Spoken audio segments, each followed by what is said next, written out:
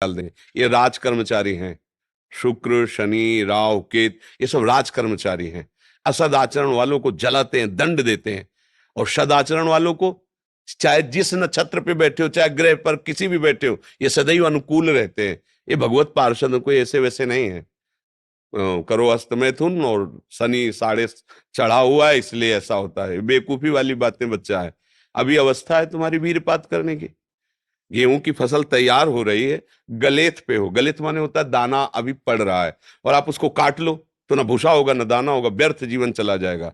कम से कम 20-22 वर्ष तक ब्रह्मचर्य का पालन करो, फिर गृहस्थी में जाओ। संतान तेजस्वी होगी, देशभक्त होगी, माता पिता की भक्ति कर। ये क्या है? उद्दंडता बच्चा, ये कहीं भी सुख प्रदान करने वाली नहीं।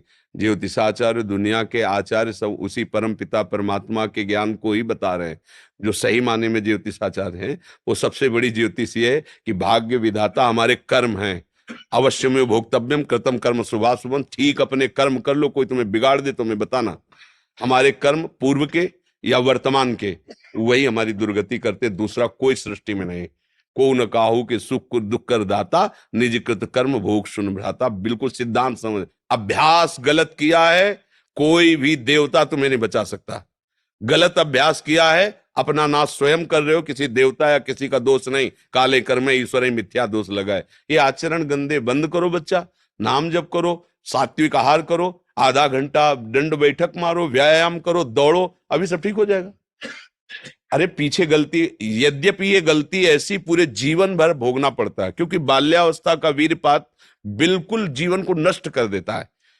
इसीलिए बालकों को गुरुकुल में रखा जाता था, चाहे वो राजकुमार हो चाहे किसी का बालक हो। वहां वो एक साधुता से जितेंद्रीय होकर के फिर गृहस्थ धर्म में जाता था। 10-20-50 वर्ष गृहस्थी में रहा, कुछ उसका बाल बाका नहीं हुआ, फिर वो विरक्त होकर के आंतरिक, फिर वो जितेंद्रीय होकर के परमात्मा को प्राप्त कर ले। आज हमारी बाल्यावस्था से मोबाइल का संग है, गंदे बच्चों का संग है, अब ये गंदी आदतें हो गई, सर्वनाश हो गया।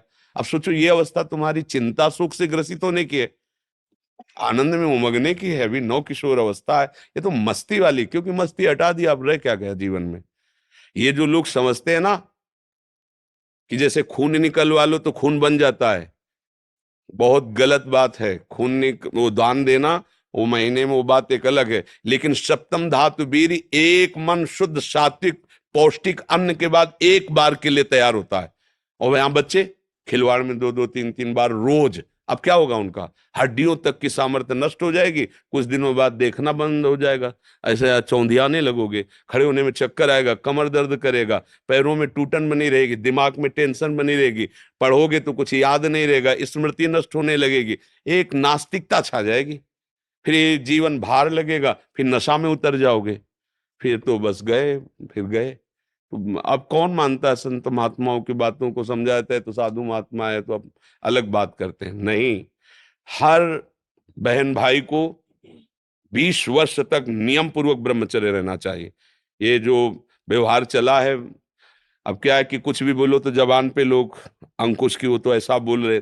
ये जो मोबाइल की सुविधा और उसमें सब गंदी बातें देखना, अब आप पढ़े लिखे हो, सर्च करो, सब आ जाएगा।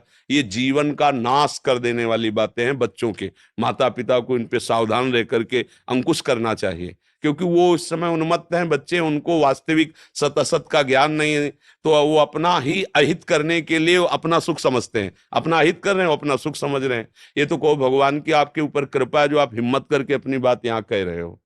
पर फिर भी अबलो नशानी अबना नशे हो, सावधानी से चलो। पर हम जो कह रहे हो मानो।